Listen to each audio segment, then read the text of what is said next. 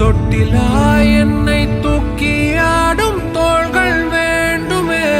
இறந்து போன தன்னோட அப்பாக்காக இந்த மகன் என்ன காரியம் பண்ணிருக்காரு பாருங்க. கனவென நம்பி எழுவேனே, நீ கண் முன் தோன்ற வேண்டுமே. கடவுள் மகனோட இந்த செயல் பலரையும் வியக்க வச்சிருக்கு. உயிரென உன்னை காணாமல் என் உலகம் நின்று போகுமே. இந்த உலகத்துல நம்ம ரொம்ப சந்தோஷமா கெரியர்ல சக்சஸ்ஃபுல்லா இருக்கோம், ஒரு இடத்த பிடிச்சிருக்கோம்னா அதுக்கு நம்மளோட பெத்தவங்க முக்கியமான காரணம்.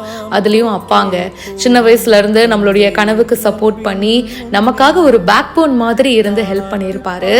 அந்த அப்பா நம்ம வெற்றி அடையிறத பார்க்கும்போது கூட இல்லைன்னா ரொம்ப வருத்தமா இருக்கும். அதுலயும் வாழ்க்கையில அடுத்தடுத்த கட்டத்துக்கு போகும்போது பெத்தவங்க நம்ம கூட இல்லைன்னா ரொம்பவே மிஸ் பண்ணுவோம். இங்கேயும் அப்படிதாங்க. இவரு புத்தம் புதிய கார் வாங்கியிருக்காரு. பிரம்மாண்டமான கார் வாங்கி என்னோட அப்பாவை முதல்ல கூட்டிட்டு போகணும்னு பல பேருக்கும் ஆசை இருக்கும். இந்த மகனுக்கும் அதுதான் ஆசை.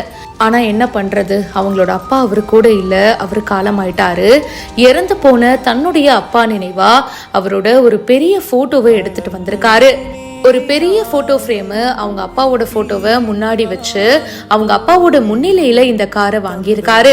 அதுக்கப்புறமா காரை எடுக்கும் போது பக்கத்து சீட்ல பாத்தீங்கன்னா அவங்க அப்பாவோட அந்த போட்டோ ஃப்ரேமை வச்சிருக்காருங்க. ஸோ அவங்க அப்பாவை முதல்ல கூட்டிட்டு போற மாதிரி அவர் ஃபீல் பண்றாரு. இந்த வீடியோ பாக்குறதுக்கே ரொம்ப எமோஷ்னலா இருக்கு. கண்டிப்பா அவங்களோட அப்பா நேர்ல இருந்திருந்தாருன்னா இன்னும் ரொம்ப சந்தோஷப்பட்டிருப்பாரு. ஆனா எப்பவுமே அவரோட பிளெஸ்ஸிங்ஸ் இவருக்கு இருக்கும்னு நம்பலாம்.